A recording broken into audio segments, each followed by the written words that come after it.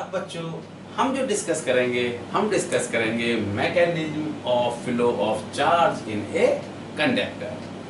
तो बेटा कंडक्टर के बारे में हमने पढ़ा था कि कंडक्टर के अंदर फ्री इलेक्ट्रॉन्स प्रेजेंट होते हैं जो कंडक्टर के अंदर यानी कंडक्टर की बॉडी के अंदर रैंडम मोशन परफॉर्म कर रहे होंगे। तो बेटा मैंने कंसीडर किया कि ये कोई कंडक्टिंग वायर है और जहाँ पर large number of free electrons हैं जो कि बेटा रैंडम मोशन परफॉर्म कर रहे होंगे। That is the random motion.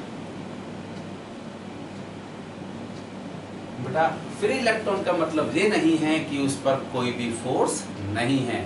बेटा इलेक्ट्रॉन जो फ्री हुआ होगा वो किसी एटम से फ्री हुआ होगा और जब एटम से इलेक्ट्रॉन फ्री होगा तो बेटा वहां पर पॉजिटिव आयन होगा यानी पॉजिटिव आयन फॉर्म होगा, क्योंकि इस कंडक्टर के अंदर large number of free electrons present हैं तो बेटा उतने ही यहाँ पर पॉजिटिव आयन्स होंगे।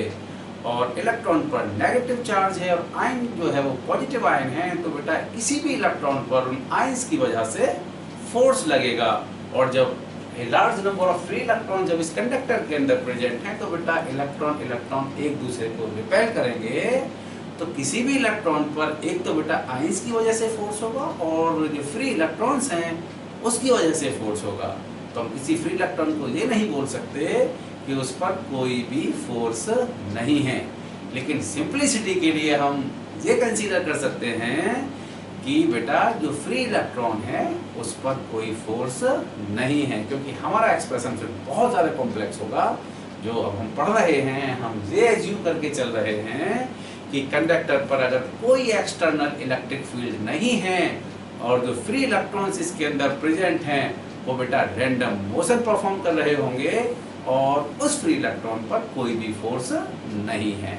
तो बेटा कंसीडर किया कि इसके अंदर इस कंडक्टर के अंदर बहुत सारे इलेक्ट्रॉन हैं। ये कोई इलेक्ट्रॉन है ये u1 वेलोसिटी से आपका लेफ्ट साइड से राइट की तरफ मूव कर रहा है। कोई इलेक्ट्रॉन बेटा इस तरह से मूव कर रहा है जिसकी वेलोसिटी u2 है और बेटा कोई इलेक्ट्रॉन इस तरह से मूव कर रहा है जिसकी वेलोसिटी v3 है, यानी इस क्रॉस सेक्शन एरिया को ये क्रॉस कर रहे हैं डिफरेंट रैंडम वेलोसिटी से। अब बच्चों मैं बात करूं कि ये जो इलेक्ट्रॉन्स हैं ये इनकी एवरेज वेलोसिटी क्या होगी। मैंने माना कि किसी समय पर n number of free electrons इस क्रॉस सेक्शन एरिया को क्रॉस कर रहे हैं, तो बेटा अब हम बात करेंगे इन इलेक्ट्रॉन की average velocity in the absence of electric field क्या होगी। तो मैं बात करता हूं बेटा एवरेज वेलोसिटी। एवरेज वेलोसिटी जो होगी बेटा वो होगी u1 plus u2 plus u3 up to un। आपने सभी वेलोसिटी का सम किया डिवाइड बाय n। और बच्चों ये जो सम होगा ये आपका 0 के इक्वल होगा। उसका रीजन ये है कि जो वेलोसिटी है वो वेक्टर क्वांटिटी है। कंसीडर किया कि बेटा कोई इलेक्ट्रॉन आपका लेफ्ट टू राइट जा रहा है और दूसरा कोई इलेक्ट्रॉन बेटा सेम वेलोसिटी से राइट टू लेफ्ट जा रहा है, तो बेटा जो नेट वेलोसिटी होगी वो 0 होगी।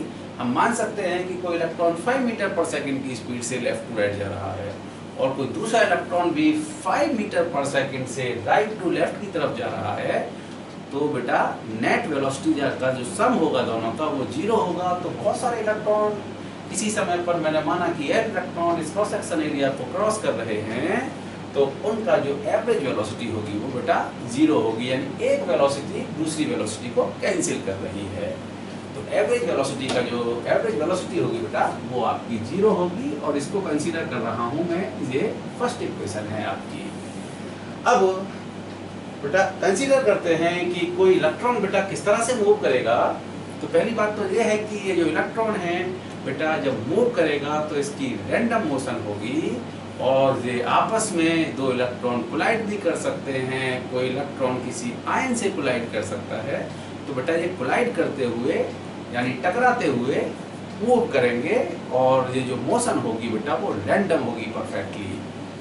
अब इसको फिजिकल सिचुएशन को हम कुछ इस तरह से कंसीडर कर सकते हैं कि बेटा ग्रेविटी फ्री हॉल के अंदर ये बहुत सारे बैलून हैं। ग्रेविटी फ्री मतलब इस स्पेस के अंदर बेटा बहुत सारे बैलून हैं और ग्रेविटी का कोई इस पर इफेक्ट नहीं है।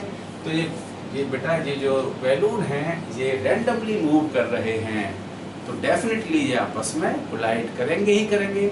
जब मैं एक दूसरा एग्जांपल कंसीडर कर सकता हूँ बेटा, जो रोड है उस पर जो व्हीकल है वो एक पर्टिकुलर डायरेक्शन में ना चल के रैंडम मोशन में इधर से उधर भाग रहे हैं, तो डेफिनेटली वो जो व्हीकल्स हैं वो आपस में कोलाइड करेंगे। बस वही कुछ सिचुएशन इस तरह की है कि जहाँ पर फ्री इलेक्ट्रॉन्स प्रेजेंट हैं और जो आपस में कोलाइड करेंगे। ओके, तो बेटा उनकी जो रैंडम मोशन होगी किसी इलेक्ट्रॉन की वो कुछ इस तरह से होगी। बेटा कंसीडर किया कि ये जो इलेक्ट्रॉन है ये इस यहाँ तक पहुँचता है और जहाँ से कोई आयन है उसके साथ में कोलाइड करता है। उसके बाद में बेटा ये इलेक्ट्रॉन कोलाइड करके यहाँ पहुँचता है, फिर ये इलेक्ट्रॉन यहाँ पे आ गया और ये फाइनली ये इलेक्ट्रॉन जहाँ पहुँचता है। ओके, अभी कोई भी आपका एक्सटर्नल इलेक्ट्रिक फील्ड नहीं है। अगर बेटा बाहर से कोई एक्सटर्नल इलेक्ट्रिक फील्ड अप्लाई हो, यानी ये मैंने कंसीडर करता हूँ कि इस बाहर से जहाँ पर कोई एक्सटर्नल इलेक्ट्रिक फील्ड अप्लाई होता है और जो इलेक्ट्रॉन पर चार्ज है बेटा वो नेगेटिव है, तो इस इलेक्ट्रॉन पर इलेक्ट्रिक फील्ड की अपोजिट डायरेक्शन में फोर्स लगेगा। यानी इस इलेक्ट्रॉन पर बेटा एक फोर्स लगेगा जो होगा बेटा इस फोर्स का जो मैग्नीट्यूड होगा, या मैं पूरा अगर वेक्टर की फॉर्म में देखूं तो that is the minus E into E. Minus sign indicate कर रहा है कि इस फोर्स की डायरेक्शन इस अप्लाइड एक्सटर्नल इलेक्ट्रिक फील्ड से अपोजिट है। इस सिचुएशन को कंसीडर करने के लिए बेटा मैं एक दूसरा एग्जांपल लेता हूँ कि अगर वही बैलून, जो बहुत सारे बैलून थे जो ग्रेविटी फ्री स्पेस के अंदर रैंडम मोशन परफॉर्म कर रहे हैं, और बेटा जहाँ से अगर हमारी एयर पास होती है यानी हवा आ रही है जहाँ से, तो डेफिनेटली ये जो बैलून है ये बेटा एयर की डायरेक्शन में कुछ ड्रिफ्ट होंगे, यानी कुछ आपका एयर के साथ में फ्लो करने की कोशिश करेंगे। वही सिचुएशन जहाँ पर है कि ये जो एक्सटर्नल इलेक्ट्रिक फील्ड है और ये जो फ्री इलेक्ट्रॉन मूव कर रहा है बेटा, तो इसकी जो मोशन होगी वो इलेक्ट्रिक फील्ड की अपोजिट डायरेक्शन में कुछ बायस्ड होगी। यानी ये जो इलेक्ट्रॉन है थोड़ा ड्रिफ्ट होगा in the opposite direction of applied external electric field. तो बेटा जो इसकी कुछ मोशन होगी, अब जब फोर्स इधर लग रहा है तो इसकी जो मोशन होगी कुछ बेटा इस तरह से होगी, वो यहाँ पे जाके कोलाइड होता है, कुछ बेटा इस तरह से होगी, थोड़ा सा ड्रिफ्ट होगा एक्सटर्नल इलेक्ट्रिक फील्ड की एक्सटर्नल इलेक्ट्रिक फील्ड से अपोजिट डायरेक्शन में। ओके, तो बेटा ये इलेक्ट्रॉन आपका, जो इलेक्ट्रॉन बिना इलेक्ट्रिक फील्ड के जहाँ था, और जब जैसे ही हम एक्सटर्नल इलेक्ट्रिक फील्ड लगाते हैं तो एक्सटर्नल इलेक्ट्रिक फील्ड के इफेक्ट की वजह से ये इलेक्ट्रॉन बेटा यहाँ तक पहुँचता है और इसको बोलेंगे हम drift. That is the drift. Okay, तो ड्रिफ्ट क्या है बेटा? एक्सटर्नल इलेक्ट्रिक फील्ड का इफेक्ट है जिसकी वजह से इलेक्ट्रॉन आपका जो ओरिजिनली इसको जहाँ पहुँचना था ये अपने पाथ से डेविएट हुआ है, तो इसको बोलेंगे हम ड्रिफ्ट। नाउ बेटा अब हम कुछ बेसिक टर्म डिस्कस करेंगे आपके साथ में आगे बढ़ने से पहले। तो सबसे पहले मैं बात करूंगा बेटा आपके साथ में रिलैक्सेशन टाइम।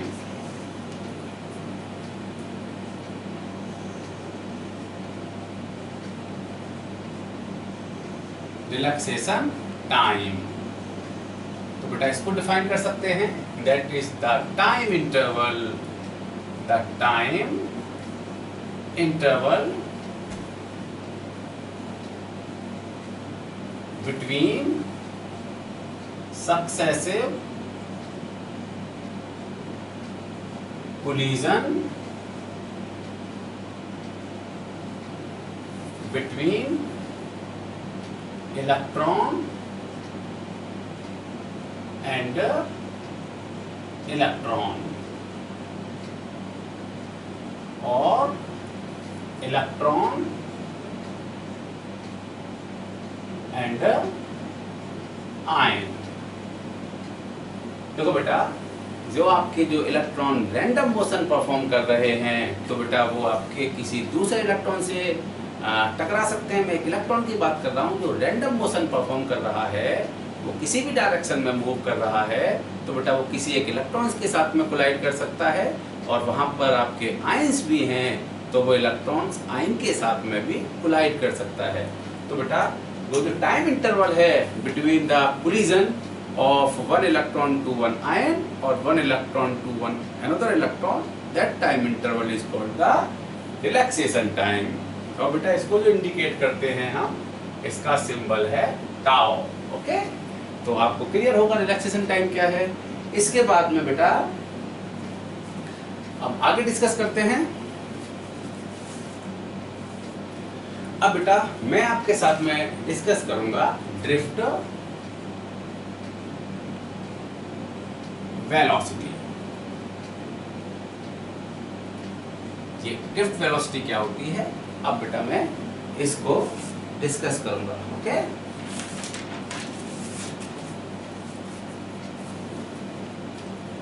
तो बेटा अभी हम डिस्कस कर रहे हैं ड्रिफ्ट वेलोसिटी। तो पहले मैं इसकी डेफिनेशन लिख देता हूं, उसके बाद में इसको आपको समझाते हैं। तो बेटा क्या है, the average velocity attained by an electron in the presence of electric field। Electric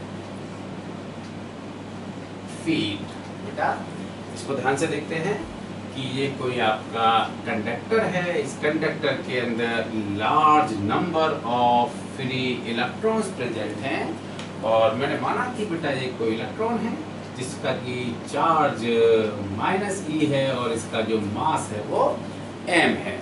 ऐसे बहुत सारे इलेक्ट्रॉन्स यहाँ पर होंगे, इस कंडक्टर के अंदर large number of free electrons होंगे और मैं सिंपलिसिटी के लिए मान लेता हूँ कि बेटा उनका नंबर जो है वो कैपिटल N के इक्वल है।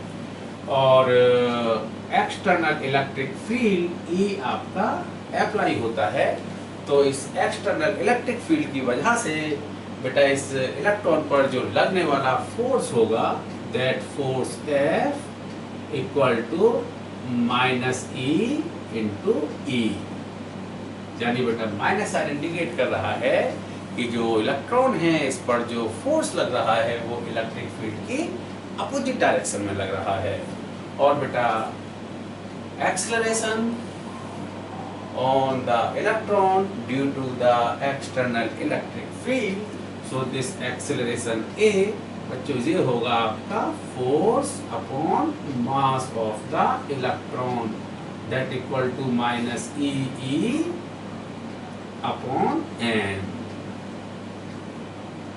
ठीक बच्चों, यानी एक्सटर्नल इलेक्ट्रिक फील्ड की वजह से इस इलेक्ट्रॉन पर जो एक्सेलरेशन होगा that is the -E upon m।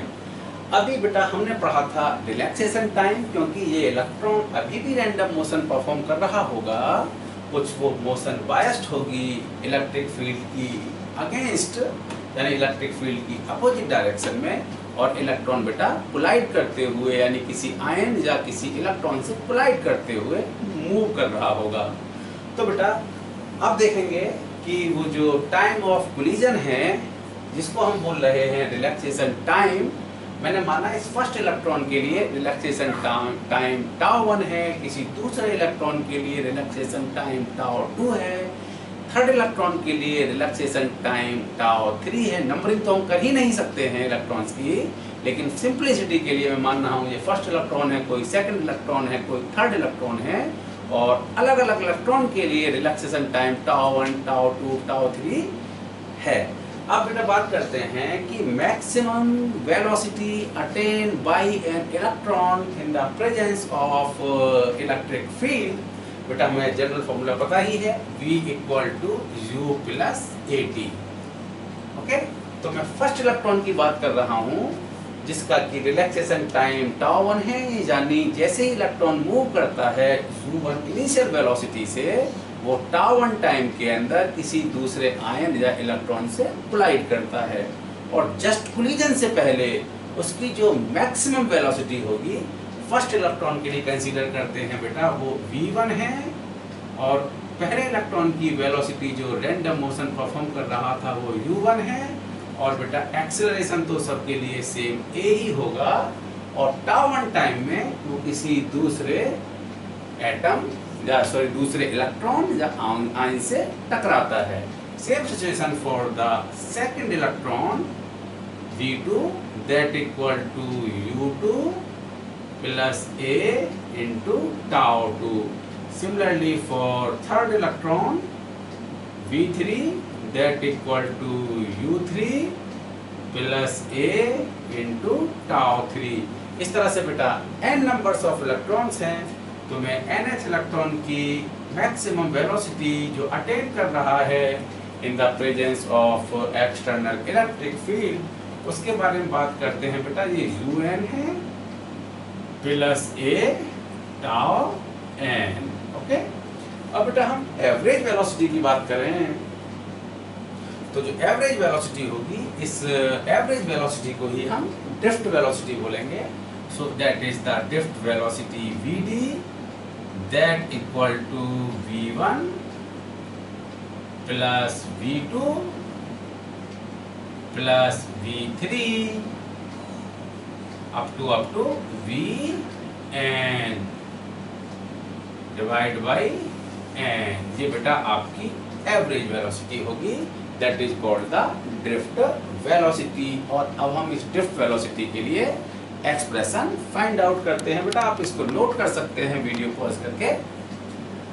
अब बेटा हम बात करते हैं ड्रिफ्ट वेलोसिटी के लिए क्या एक्सप्रेशन होगा।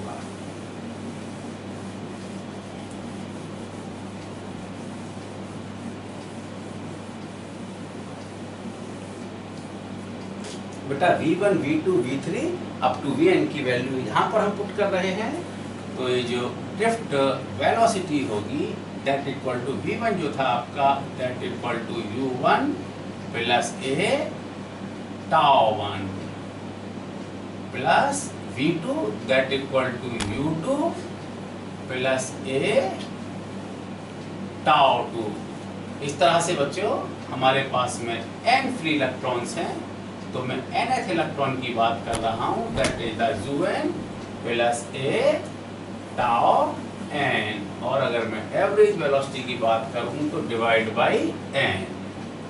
ठीक है बच्चों, यहाँ तक क्लियर। अब हम चलते हैं आगे।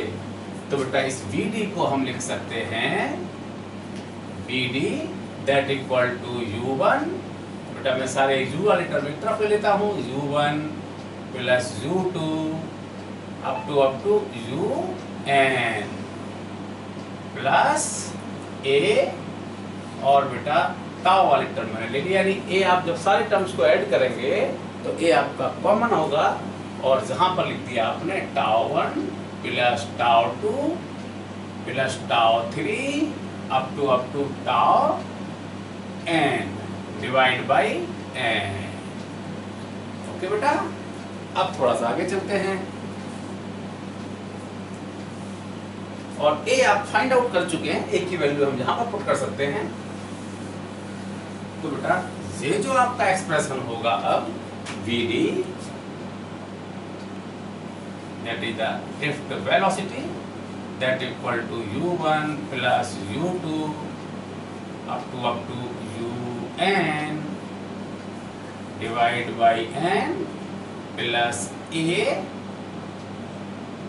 τ1 plus τ2 plus τ3 up to tau n divide by n। बेटा हमने फर्स्ट इक्वेशन में इनिशियली बताया था आपको कि बेटा जो एवरेज वेलोसिटी है u1 plus u2 plus u3, बेटा इसका जो एवरेज वेलोसिटी थी ये टर्म आपका 0 के इक्वल था। तो vd equal to 0 plus a tau 1 plus tau 2 plus tau 3 up to tau n divide by n। बेटा इसको बोलेंगे हम एवरेज रिलैक्सेशन टाइम, यानी relaxation time of first electron plus second electron plus third electron up to nth electron divide by n। So this is the average relaxation time. यानी बेटा average relaxation time को मैंने indicate किया है tau से, that equal to tau 1 plus tau 2 plus tau 3 up to tau n divide by n। Okay, अब बेटा हम रिप्लेस कर सकते हैं इसको Vd equal to A into tau, और जो आपका A था बेटा, A था आपका माइनस E अपॉन M। की वैल्यू पुट करते हैं यहाँ पर, तो बेटा ये जो एवरेज वेलोसिटी यानी जिसको हम ड्रिफ्ट वेलोसिटी बोल रहे हैं, that equal to minus E upon m into tau के इक्वल होगी। So this is the drift velocity. अगर हम ड्रिफ्ट स्पीड की बात करें तो बेटा वेलोसिटी वेक्टर क्वांटिटी है, और मैं इसके मैग्नीट्यूड की बात करूं तो जो ड्रिफ्ट स्पीड होगी, drift speed Vd that equal to E upon m into tau. Okay, तो ड्रिफ्ट वेलोसिटी को मैंने क्या बताया था आपको, the average velocity attain by an electron in presence of external electric field. तो बेटा ड्रिफ्ट वेलोसिटी के लिए एक्सप्रेशन है, ये आपका ड्रिफ्ट स्पीड हो गई है। ये बहुत इंपॉर्टेंट एक्सप्रेशन है बेटा, इसको आप नोट कीजिएगा कॉपी में और डेफिनेटली याद भी रखिएगा।